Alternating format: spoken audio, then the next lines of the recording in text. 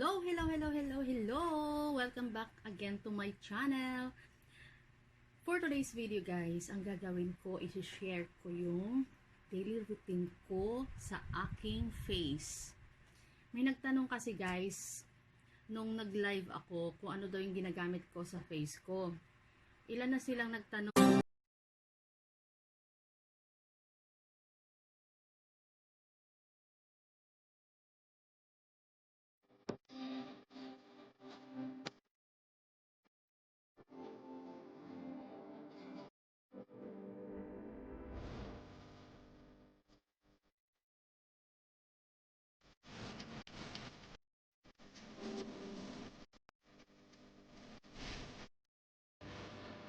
Guys, isi-share ko kung ano ito.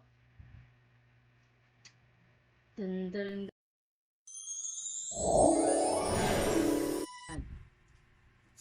Perfect Skin Aura. Eto guys ang aking ginagamit.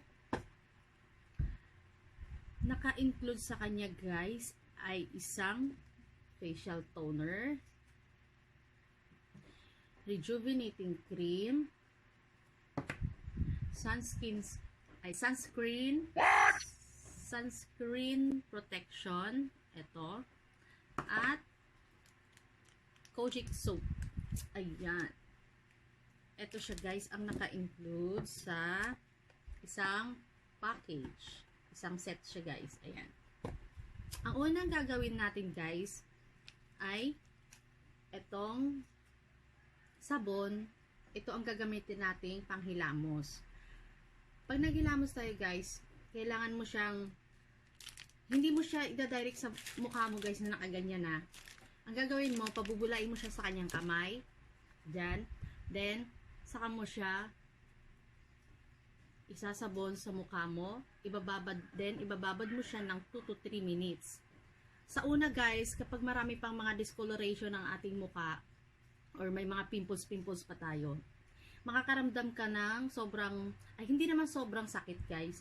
Mararamdaman natin siya sa mukha natin. Iba-iba rin guys yung effect iba-iba yung mararamdaman natin. Depende sa kung anong meron tayo sa ating mga face. Ayan. 2 to 3 minutes ang kailangan mo siyang ibabad. Tsaka mo siya banlawan. Guys lagi yung tatandaan, hindi niyo siya dapat i-direct sa inyong mga mukha. Gagawin nyo, pabubulain nyo siya sa inyong mga palad, then apply nyo using your beauty finger. Ito. Yan. Yan. Then, ayun na. Then, after nyo guys mag-wash ng sabon niya, ang gagawin nyo ay itong facial toner. Ayan. Ganun din guys. Pag nag-apply kayo, tap-tap lang. Then, mamaya guys, ipapakita ko kung paano ko siya i-apply ha. Yun lang. Sa ngayon guys, magbabalik ako guys after ko maligo para ready na. Bye! Hello guys! I'm back! Ayan guys, tapos na akong maligo. Ito na yung pinaggamitan ko ng sabon. Walang any products pa na i-apply ako sa aking mukha ngayon. Ngayon, i-demonstrate ko kung paano ko ginagawa ang aking daily routine. Tapos ko nang mai-apply tong sabon guys kanina habang naliligo ako. So, set aside na natin siya. The next, pa tayong bulak at mag-a-apply tayo ng ating rejuvenating toner. Rejuvenating facial toner. Ayan.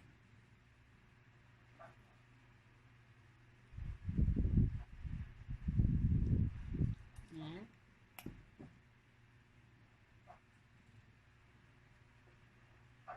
Ako guys, inuuna ko yung part ng noo. Ayan.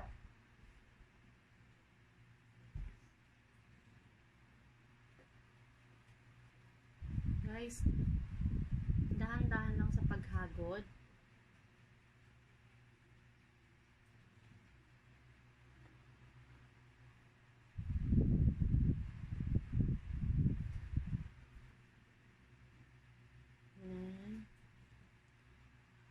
twice a day ito guys ginagamit pagkabago ka pa lang.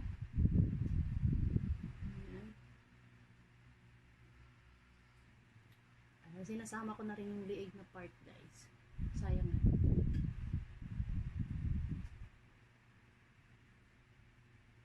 Ayan. Dahan-dahan lang guys ha. Okay. Tapos na.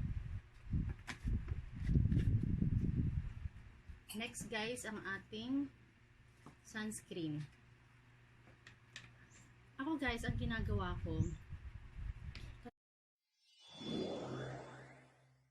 syempre, kahit hindi tayo lumalabas ng bahay, mainit, may mga part din ng bahay na mainit pa din. Yung sinag ng ilaw guys, malakas din yan makapa-discolorate ng ating muka. Pwede siyang magkaroon ng mga discoloration, yung init niya, pwede yon. Tapos yung hindi naman from direct sun, from the sunlight yung init, pwede rin yun guys. Kasi nga nagre-rejuvenate tayo ng ating face. So, ang ginagawa ko guys, bukod sa facial ay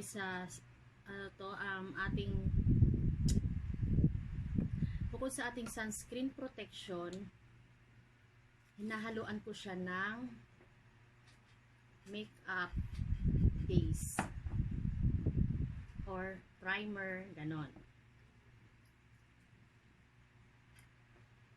Depende guys kung ano yung inyong hiyang, yun ang gamitin nyo guys. Minimix ko siya guys using my beauty finger. Ayan. Kasi wala naman tayong, hindi naman tayo basa-basa din makabili ng ating mixer, makeup mixer, di ba? Ayan. Using my beauty finger, ayan, minimix ko siya. Then, saka natin siya i-apply. Ayan. Guys, siguraduhin nyo guys na yung ating beauty finger ating gagamitin. Yan.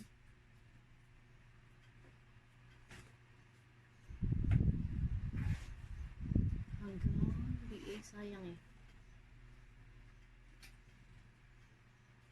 Yan.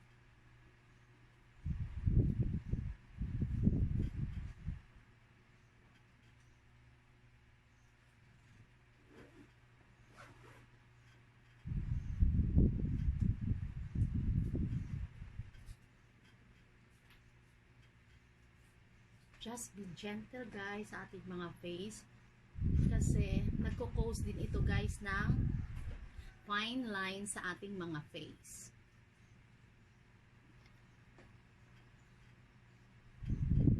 Ayan. Yan ang aking simple everyday routine guys. Napakasimple lang, diba guys? Yan lang ang pinagamit ko. Then after that guys, kapag siyempre patutuyuin ko muna siya. Ayan guys, natuyo na siya guys. Kita nyo guys. Yung mararamdaman natin guys kapag na-apply natin yung product na yun guys, yung face natin parang binabanat ng ganon. Ayan. Pero hindi siya masakit guys ha. Hindi siya masakit. Alam nyo guys, ito yung product na ginamit ko. Kasi before, gumamit na rin ako. Nag-try ako mag-rejuvenate ng mukha using other product. Pero guys, alam nyo yung gumamit ako nun guys. Parang yung nakikita nyo, yung akala mo parang, yung namumulang, pulang-pula talaga yung mga, yung ganito natin, yung face natin. Na para siyang sobrang manipis na siya masyado. Ito guys, itong product na to guys, sobrang napaka-mild niya sa mukha. Hindi siya yung tiis ganda na sinasabi. Hindi guys. Hindi siya ganun. Kaya nagustuhan ko talaga siya. Kasi para lang siyang natural na hindi mo siya masasabi na nagpapabalat ka ng mukha. Hindi. Kasi guys, ito guys, pag namalat, sa loob ng isang linggo guys, doon mo siya ma-feel na talagang nagbabalat siya. Pero after nun guys, para na lang siyang, yung pamamalat niya guys, alam mo yung parang libag na lang.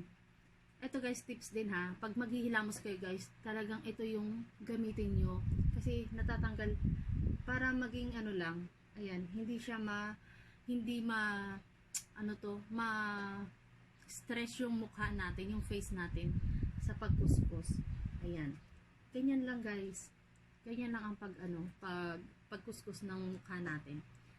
Sobrang yan, mild lang talaga yung pamamalat niya after ng 1 week na mai-apply mo siya sa mukha mo. Yan na, mag-i-enjoy ka na guys, talagang magugustuhan mo na siya. Ganon din sa may mga pimples guys, maganda din siya sa mga may pimples. Wala akong pimples guys na sobrang pero sa mga kaibigan ko na may mga pimples, proven and tested na rin nila ito guys. Hindi nga lang siya ganun kasi, pero guys, approve siya ng FDA. Yan. Tapos, yan guys, after ko siyang mai-apply guys, di ba natuyo na siya? Syempre, pag mag-work tayo, kailangan din natin syempre ng mga medyo din. Ang ginagawa ko guys, nag-a-apply ako guys ng foundation. Konting foundation lang guys ha. Ito ay using ayan, ang aking brush. Ano to? Okay, konti lang guys. Konti lang talaga siya. Oops, konti lang. Aking brush blender. Ayan. Ayan guys. Ganyan lang.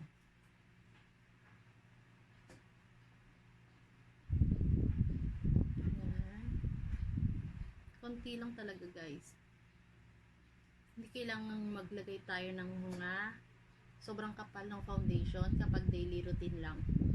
Unless pupunta tayo ng party. Yan. Sobrang yan.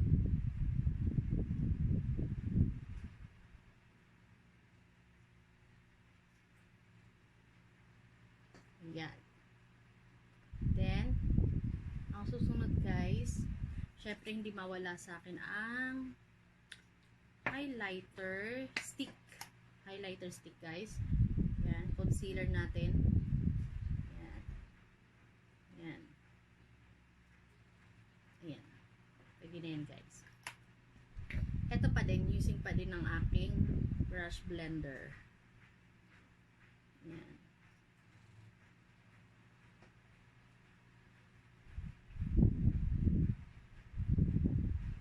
Spread lang guys, spread lang.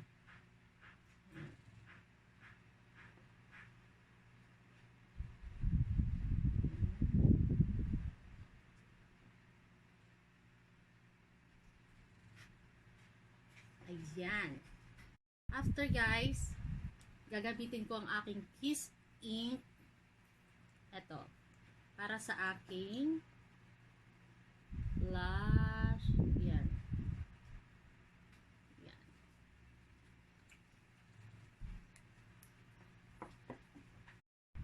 Using naman ang aking contour blender. Ayan.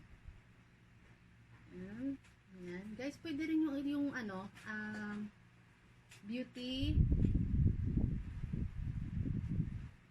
finger guys. Kasi para mas siya, mas natural.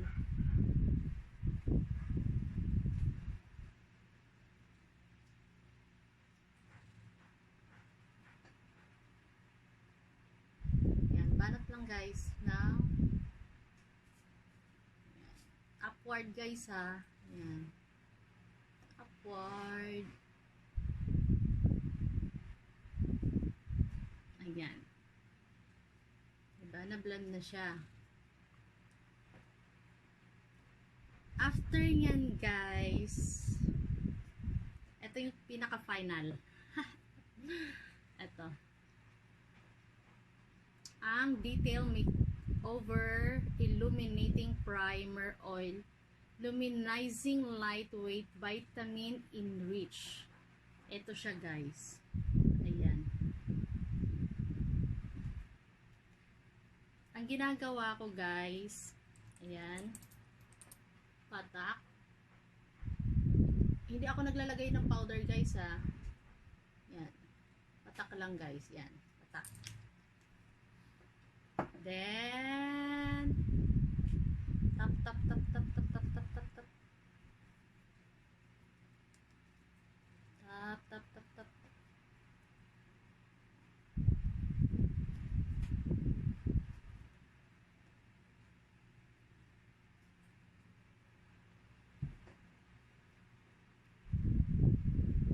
Yan.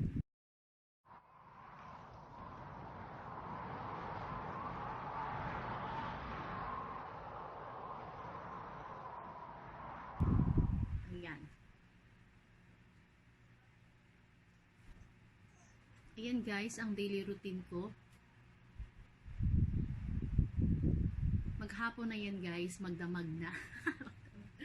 Ayan.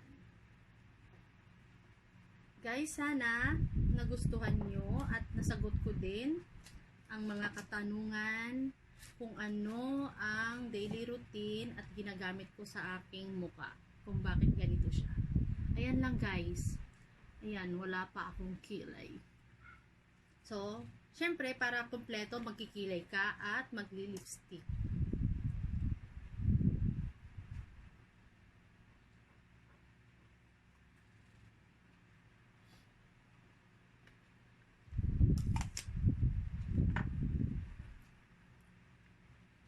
Ayan, wala pang ano yan guys, kilay. Ayan guys, sana nag-enjoy kayo at may natutunan na naman kayo sa video ito. At kung may mga katanungan pa kayo guys at gusto nyong malaman, just comment down below para malaman ko at maibigay ko naman, masagot ko kung ano man ang mga katanungang iyon. So salamat guys sa araw na ito. Kung bago ka guys sa channel na to, please do subscribe my channel and don't forget to thumbs up kung nagustuhan mo ang video ito. And share na rin para ma-spread yung mga kaalaman, beauty tips na meron tayo sa iba. Salamat guys and bye for now!